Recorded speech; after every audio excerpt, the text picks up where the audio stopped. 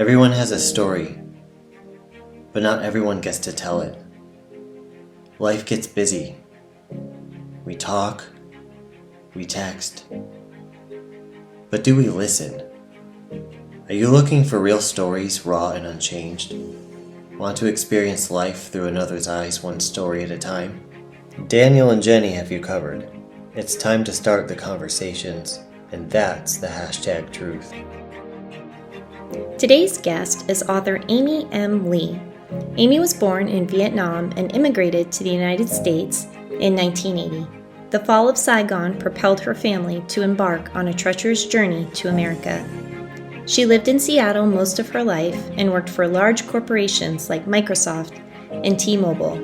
In 2017, when Amy's mother passed away, Amy quit her corporate career to write her mother's story. Amy's debut novel, Snow in Vietnam, was published in 2019 and was the kickstart to her writing career. Amy is a Vietnam War survivor, a congenital heart defect warrior, and today Amy resides in Oklahoma with her husband and son. When she's not writing, Amy volunteers for a child advocacy center, serves as president of Oklahoma City Writers Incorporated, and partners with Healing Hearts Vietnam to help raise money for children in Vietnam who are in need of life-saving heart surgery. That's a really impressive intro, Amy. We can't wait to learn more about everything that you're doing. So tell us, your mom passes away, and then, clearly anytime that we lose someone in this life, it's a magnificent impact to our soul. And it impacted you so much that you decided, I'm going to take my mom's story and put it on paper, on pages, in a book to share with the world. Can you tell us a little bit about that motivation? Certainly. So, growing up, it's always been just my mom and me. My dad was not in the picture. And so we formed a very special bond together. And, we both have been through a lot of ups and downs in our personal life and have always been there for each other. So, when she passed away, a part of you is gone, right? And she was also my link to my heritage and my past. And so it was devastating. You can tell I'm getting emotional already. And it's because I saw her in my dream last night. Oh. Yeah. So anyways, it was so devastating that I quit my job. And I took time off to really mourn. And just try to figure out what I want to do with my life. And just God gave me that idea to write her story. I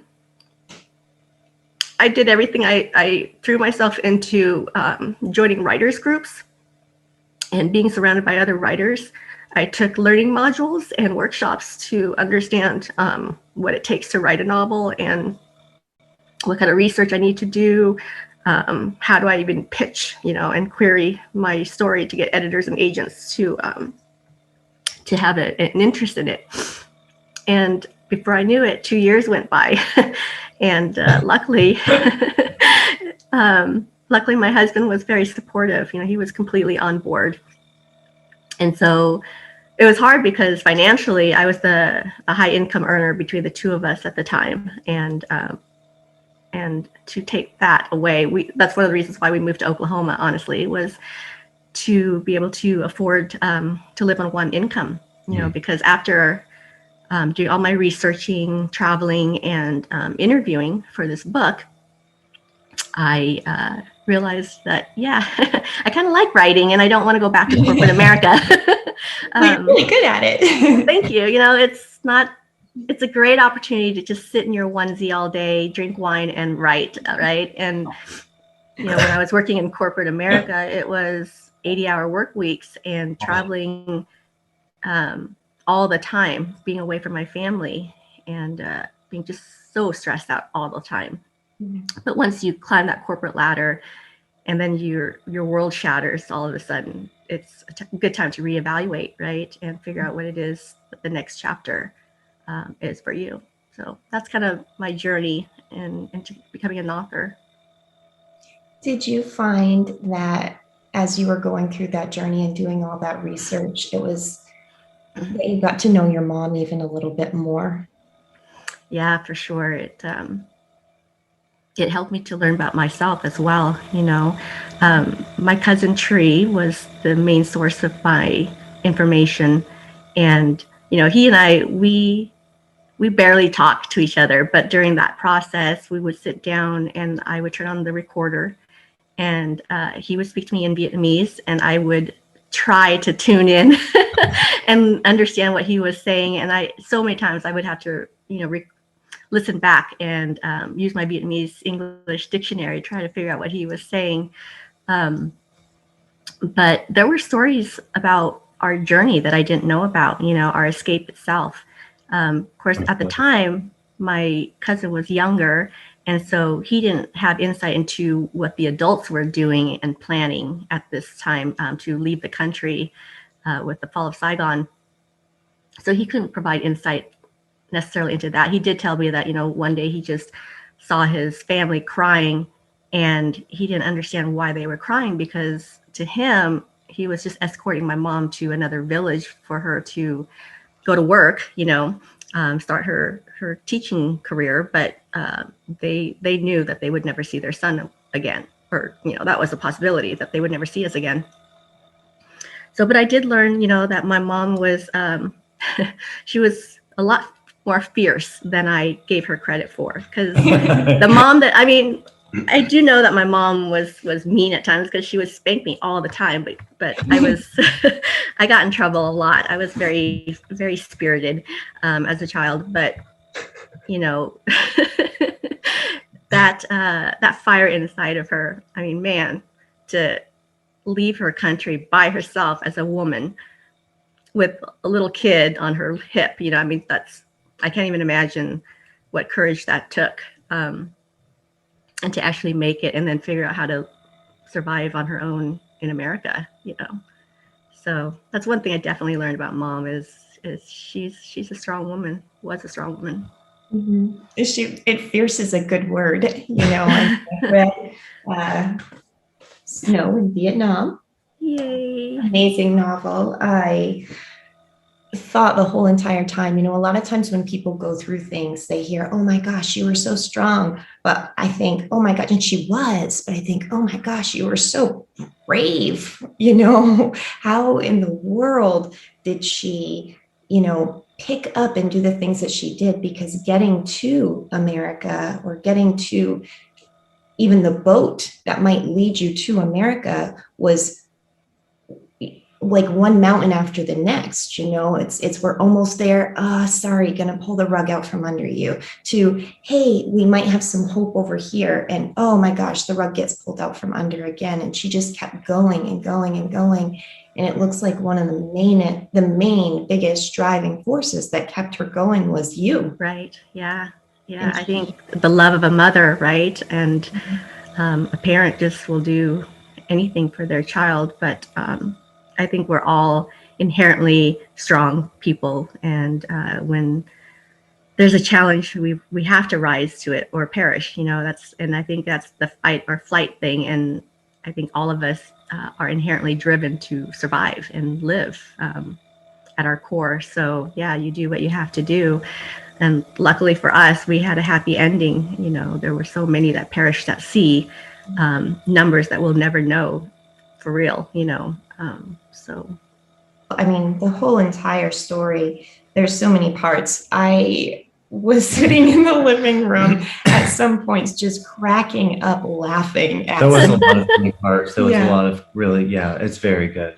And the kids are like looking at me, what are you doing, Mom? And I was just laughing my head off. And then there were other parts. I'm tense, and I'm locked up in a big ball of worry and intensity. And, you really did a great job capturing it.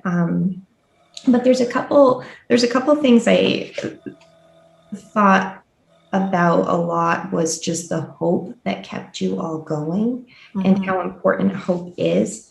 And on page 152, you had just made it to the place where you were going to be, and you're a little girl at this point, right? Going to be with your mom boarding a boat out to sea. And, the hope that came with that you would be rescued, that you would be picked up by somebody who was going to be good and help you and get you to a place of safety and where you would need to go.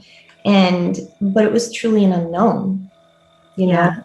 and And that was very common for all of the boat people who left. They would rather risk that, even though they've heard the stories of the people who've left before them, of the pirates or the rapes or the perishing at sea and the weather and everything else.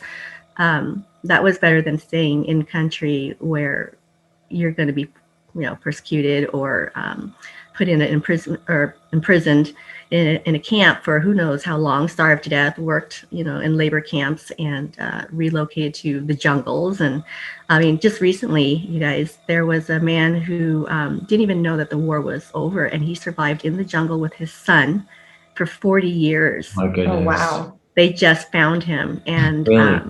yeah, and I was just like, wow, I can't imagine surviving in the jungle undetected for that long. So I think it's yeah, good. hope is the driver. Go ahead, Dan. No, sorry. I didn't mean to talk over you. I think it's good because I think a lot of people in America and everywhere else for that matter think when you're leaving a country and you're a refugee, you take a bus to the boat station and you get on a boat and then you go across to America and that's it. And they don't think about that I can't imagine, but that you're in the middle of the ocean looking around, not seeing land, hoping that you're going to get somewhere better. And it's kind of is it a blind leap of faith in a way? It completely is a blind leap of faith. And that's what gets me so mad when people don't realize what refugees go through, right? We're not here to invade your country and take over. No, we're just like every human being. We want a better life for ourselves. Mm-hmm. And some of us lose so much. And some of us end up in camps for years and years and years with no hope of a better life. And we end up having to return, get repatriated back to our country that we escaped from. And so, yeah, when I see refugees, or when I talk to the little kids, that's the hardest part. When I talk to the kids at school and they're little refugees, like that was me, 6, 7 years old and barely knowing English and falling asleep constantly because they're working so hard to be not only a child and learn, be educated at school, but they've got personal responsibilities at home with the family, taking care of their siblings and contributing to an income if they can.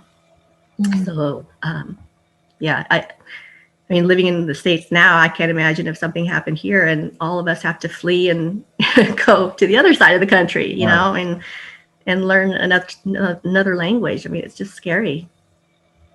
It is scary. And, you work with the kids who come over now. And I think that's amazing that you can give back and help in that way because you have been there and you're a face of comfort for them, I'm sure, and hope, again, to say, wait, you did this, you got through this and you're here now. But this, a lot of people hear about, the Vietnamese boat people, and they think this is a thing of the past, but refugees coming into the country is still a current thing going on, and people need support and love and kindness. And, sadly, they're not met with it all the time. And, that breaks my heart. I can't imagine.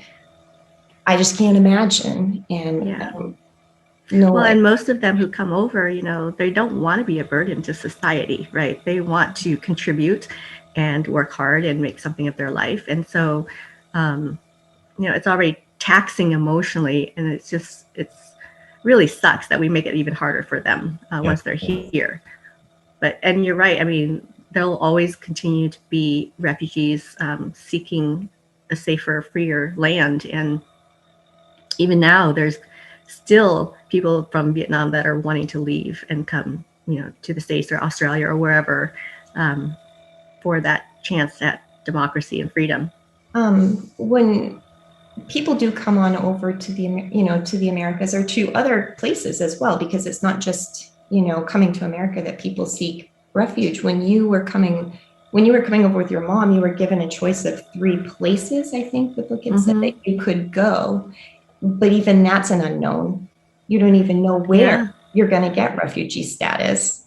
Exactly. And then, you hope also that your sponsors, whoever take up that responsibility, can also help you along the way. And most of them, even though they have good intentions, they don't take care of you, right, as much as you wish that they would. And we were very lucky. Like, our sponsors took us under their wing and made sure that we didn't just survive, that we actually thrived. And they gave us all the resources, not only just the physical resources, like a roof on, over our heads and things like that, but they taught us things, and got us enrolled in school. And I mean, it's just amazing. And so when our sponsors passed, it hit me really hard, even though I was a child and I didn't know them that well. The memory and the warmth that I felt from that memory was what kept me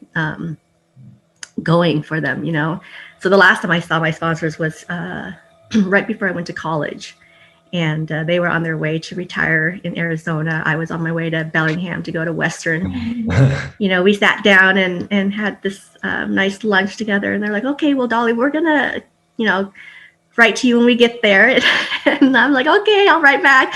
But the problem was, I ended up moving like 1 quarter after starting college because I couldn't stand the dorm food. So I left, and that's how I started to experiment with food a little bit. But, things happen and you lose touch with one another. And it wasn't until just last year, that my husband, who is so good at internet searching and connecting the dots, he found my sponsors' kids, and I reached out to them and they got back to me. So I got to connect with them, and they gave me a book that one of my sponsors wrote. So I get to read a little bit. It's more of a history of the family, the genealogy. So very interesting. I looked through it. I'm like, is there a little refugee orphan girl that's mentioned in the book at all? No. Aww. I love that your sponsors called you Dolly as well, because that was your mom's nickname for you. Yeah, my little Dolly. And I was just tiny, frail little thing. As heart parents, what that is like. And I just never grew. So Jenny, if you meet me, you'll see how tiny I am. My daughter's the same way. But yeah, they couldn't pronounce my Vietnamese name, right? Thuy Tiên. And so they just called me Dolly. And then growing up, I was just so confused. I didn't know who I was. And so I went from Dolly to Christine to like wanting to be called Nancy, and it's just like all these other names, finally settled on Amy. But yeah.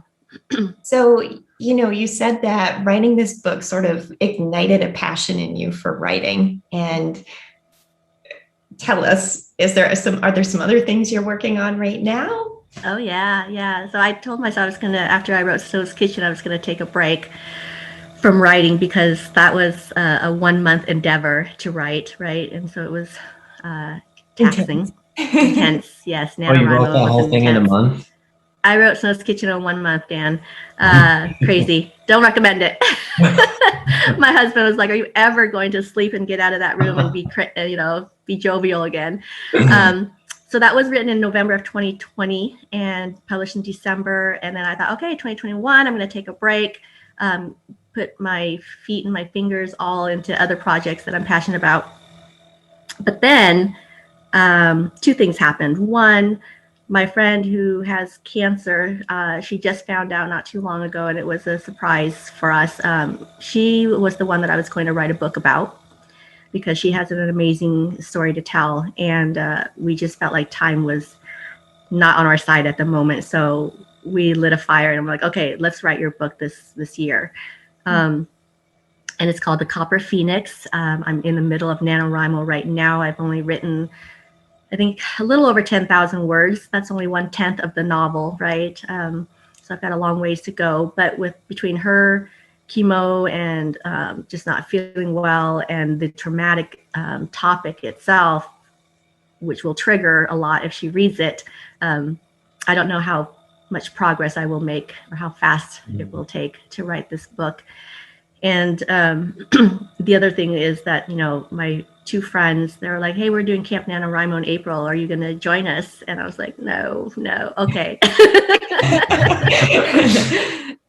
And so that's what I'm working on now is The Copper Phoenix, which is a women's fiction novel based on a true story. It's about surviving childhood sexual abuse and a dysfunctional life full of self-soothing methods of, drugs and cutting and alcohol and all that stuff. But it's a beautiful story also because this woman finds it in herself to get out of that lifestyle and to accept what happened to her and fight back and move on and live the best life that she can live. The name of the book, I don't know the meaning or the choice of that, but I do remember at one point in your snow book on page 28, when your mom is picking out your name, it says, she told me the Phoenix is for strength and courage. And that was part of the conversation. Does that play into the title of this book? Yes. So copper is a nod to my friend's hair color. She's a redhead. Yes, very copper. And then the Phoenix, of course, is about rising, out of the ashes and being reborn. And so it seemed like a fitting title for her. So now she's got an assignment from me to look at a whole bunch of photos to find the cover, find a picture that resonates with her, and then we'll let my book cover designer do her magic to do the book covers. But yeah. It's been a great experience. So now your husband, you brought him up a few different times, and, I have mine here. And as a writer, he often is my beta reader editor, middle of the night pillow talk. Hey, how does this sentence sound? What do you think about this paragraph? Do you guys have that going on at all? No. So, Jenny, you're so lucky. It's funny because Joe loves books, but he doesn't make the time to read them. And he will have a bazillion books on his, ebook reader, and he's got a bazillion books, all over the place in the house. Has he read more than 10 pages of each book? No. And I'll have the best intentions. Always, yeah. He'll buy books for me. He'll buy books for Preston, my son, but he'll buy books for himself too. He just won't read them. And it's funny because he's a very hands-on kind of guy, right? And so he would rather tinker and spend hours and hours in the garage working on his truck or whatever than actually sit. And I think part of it is he's got a little bit of ADHD, and so he's got to be doing something with his hands constantly, but sitting there and reading a book is just not one of those things. And he hated school growing up, and so if I asked him it's funny because I remember one time sitting in the living room and I was like, hey, what does this word mean? I forgot the word itself, and Joe just shrugged and he's like, I don't know. And Preston's like, oh, it means this and that. I was like, you are so my kid. Because at that time he was in Montessori school, and he would sneak over to the older kids' classrooms and look at their whiteboard, because they always had like a word of the week or something like that. And he would learn to try to sound smarter. But he actually knew the word. I was so impressed. I was like, okay, well, I guess I don't need a dictionary. I love that. Do you give him a word of the day calendar every Christmas? Oh, I should. Thanks for the idea. He's going to hate you for it.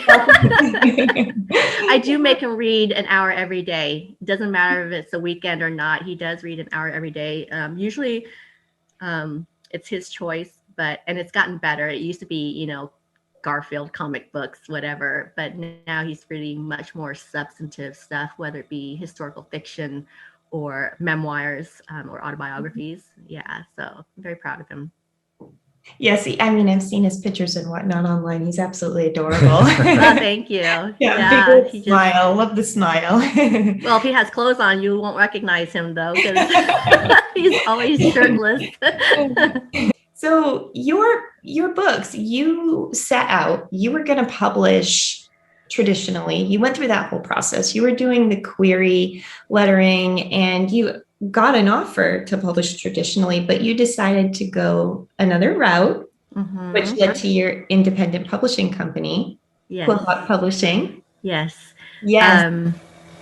So Quillhawk, I picked that name because quill, obviously, as a nod to writing, and I even have a tattoo of a quill on my forearm. And then the hawk part is because I'm a huge Seahawks fan. And how are they doing? Well, we're about to go into the draft season at the end of this month, so hopefully we'll get some good players, and we'll see. It's always hope for the next season. But so that's how Quillhawk came to life, and it's also so we have every NFL team has a booster club, and it's for all the fans to get together, and there's different chapters. So I'm part of the Tornado Alley Seahawkers booster club, but I'm also sort of peripherally members of other ones, one in Music City and one in Seattle, Kirkland area. And we all have our hawk names.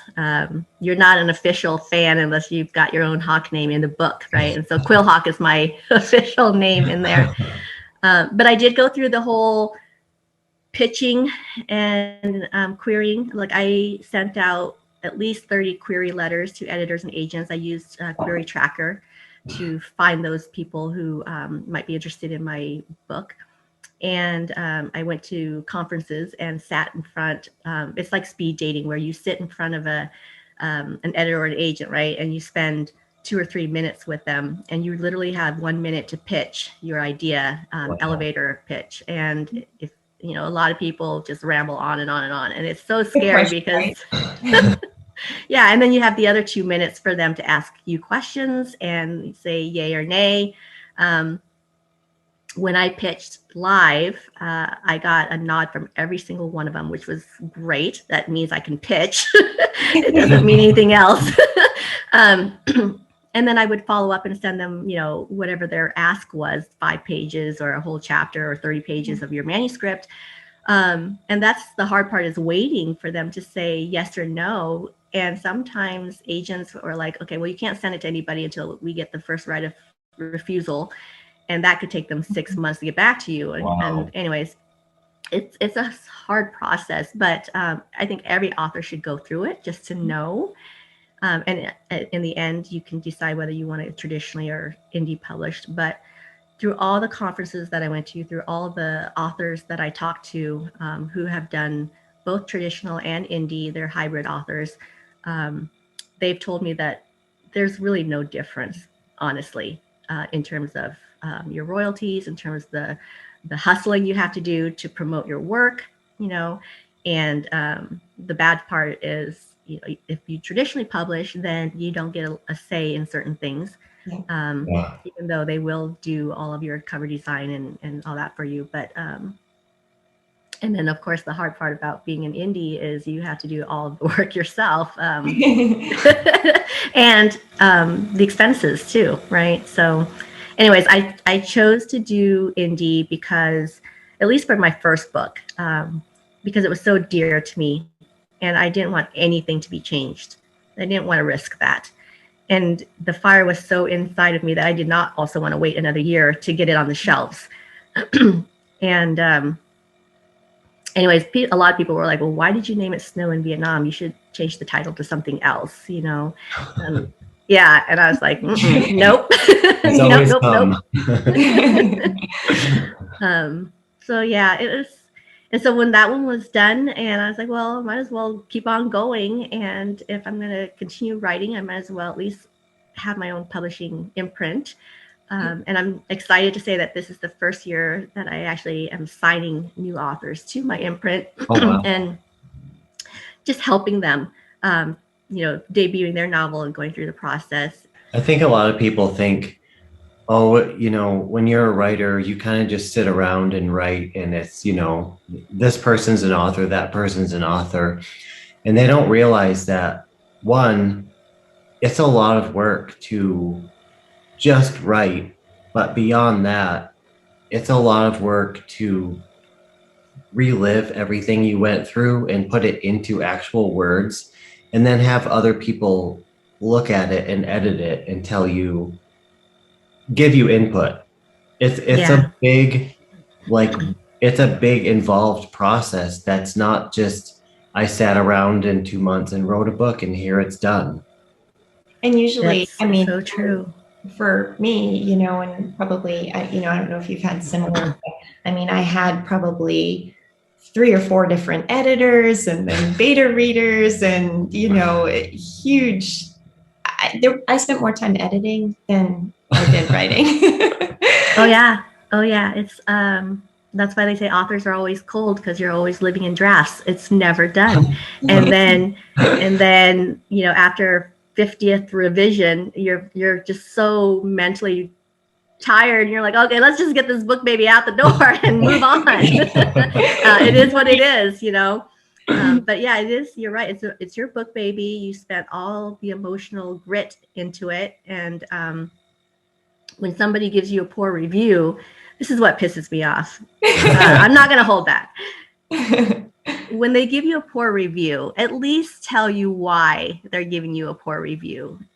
Don't rip it to shreds, because it's not going to help me to become a better writer for the next book. And it's not going to help you, reader, to enjoy my book if you don't tell me why you didn't like it. Reviews, as you know, it's our lifeline. It's how books get discovered, and it's also how we get paid. And so many people have told me that they love my books, which is wonderful to hear. But, it's even better if you just spend 1 minute and just put a rating and 2 sentences together. That's all I ask. And, not everybody's a writer, but that's okay. Just please write something. Well, yours is amazing. Well, thank you. As a reader, I hate reading reviews like that. So I'm not a writer, but I'm on your team that way, because I'm not into that either. I won't go on. I'm on your team. As a reader, not a writer, I'm on your team with that.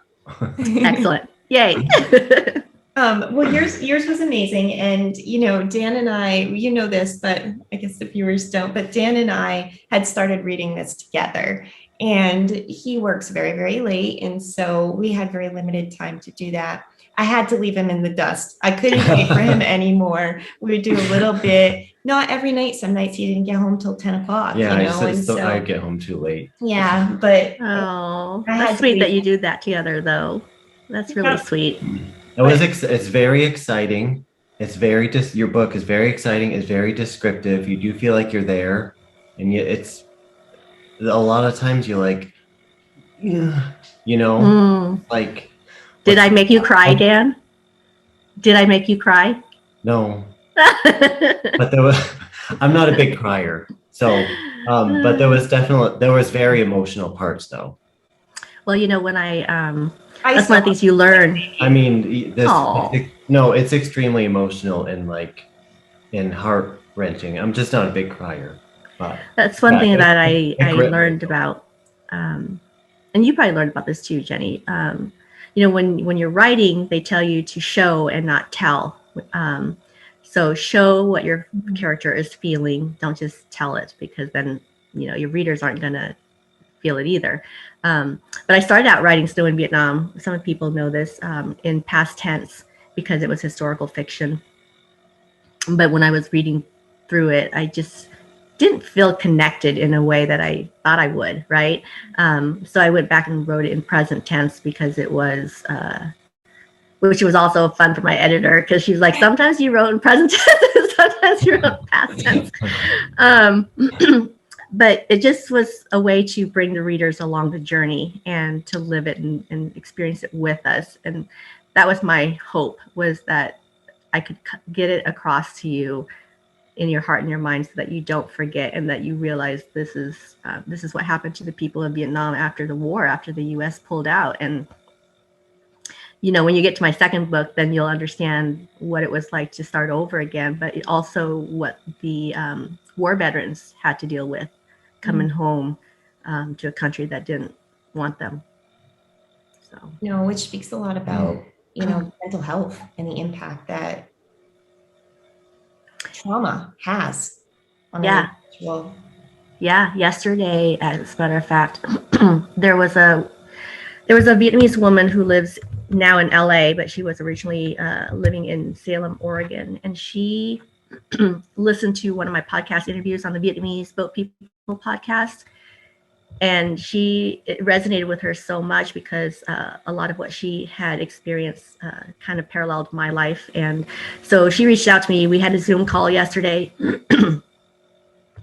And one of the things we talked about was mental health, just how our parents raised us with so much control and, beatings, because that was just part of life. That's what we did in Vietnam. And that's not okay here, right, in the States. But anyways, mental health still continues to be an issue, even though, you're 2 or 3 generations down.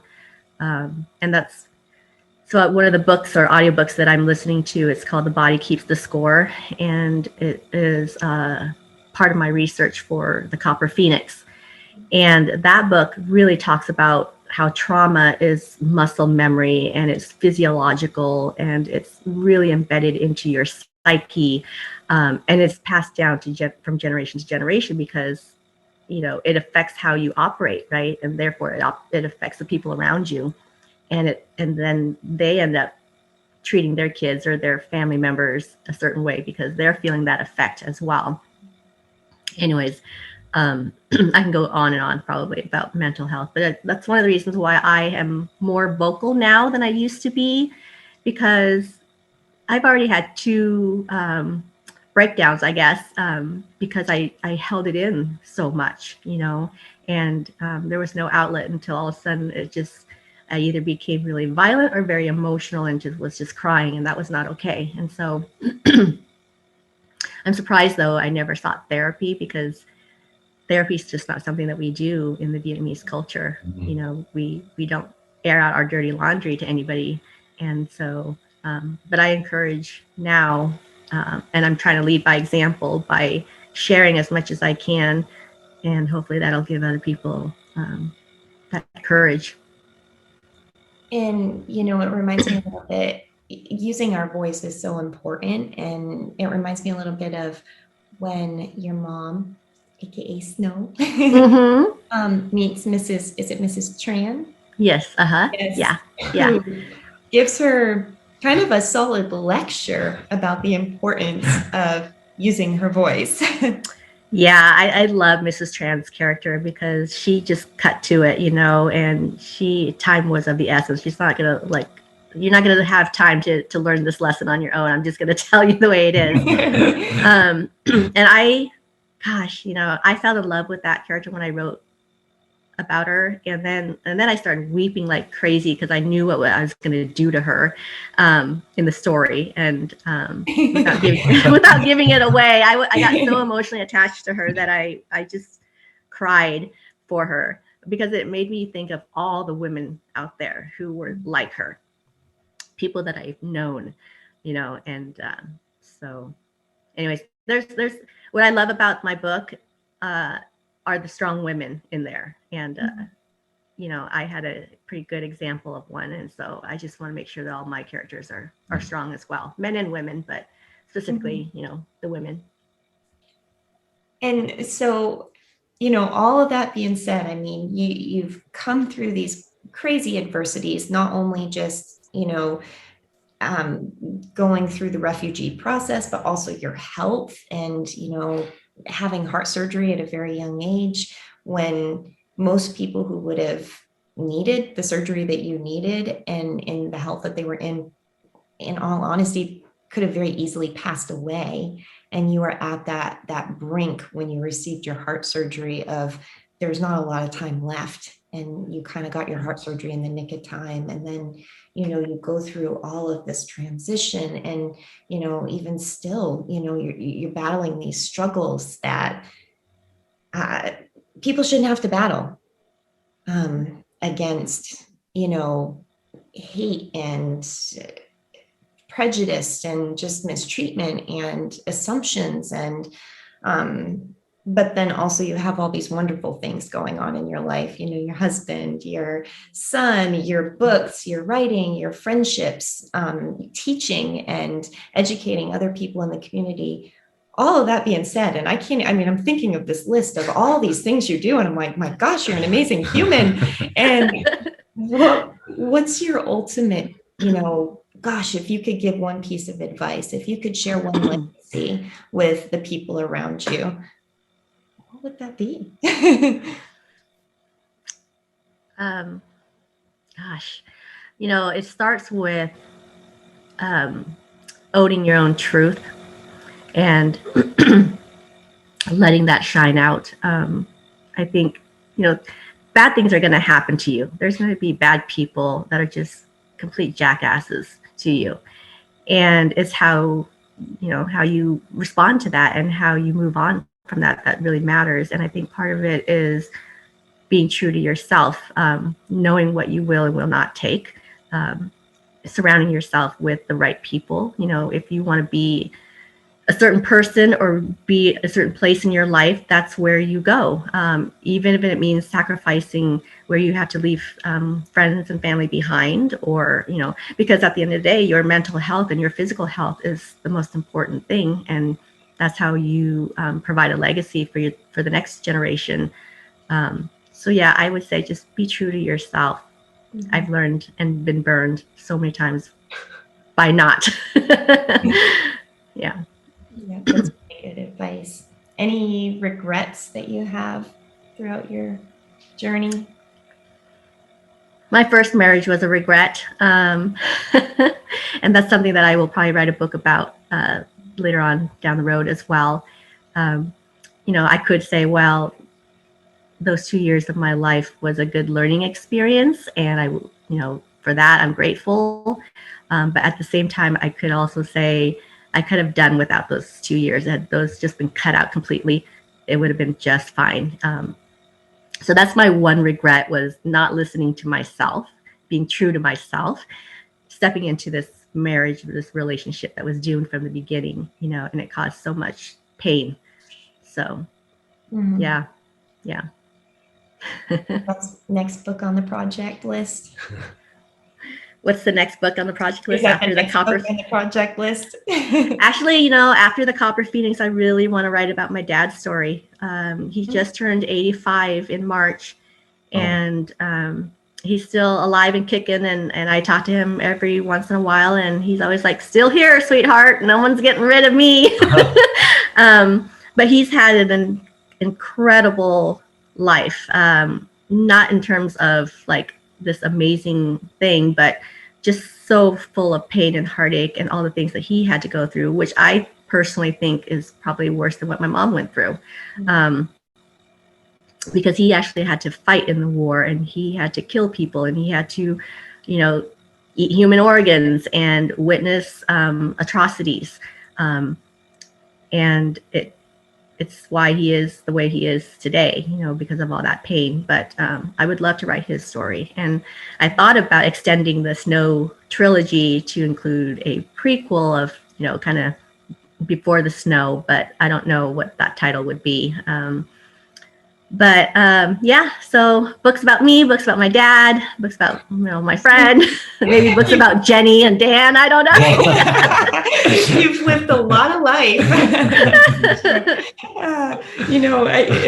There's just so many questions I have, and, so little time, so I won't bombard you all with them today, but it's like, oh my gosh. And I also don't want to be a spoiler, because I think, well, we're going to read about this sometime. But I think, gosh, when did you reunite with your dad, and how did you get to know him again, or at all? Because he kind of was away when you were little. And then, and I agree with you about, your relationship that you said was negative, so many times people do say, well, I learned this or I learned that. But like you said, but did you need to? No. Yeah, it was a lesson I didn't want to learn, need to learn. People want to learn more. Where should they go? I am most active on Facebook and Instagram. So if they want to go to Instagram, it's at Amy_M_Lee. That's M as in Mary, Lee, L-E. And then I think with Facebook, it's at author Amy M. Lee, one word. Excellent. Anything else that you want to share with us or our viewers? Oh, read and write reviews. No, I would just say, continue to take care of yourself. Be kind to yourself. Forgive yourself. Because there's always another day to fight for.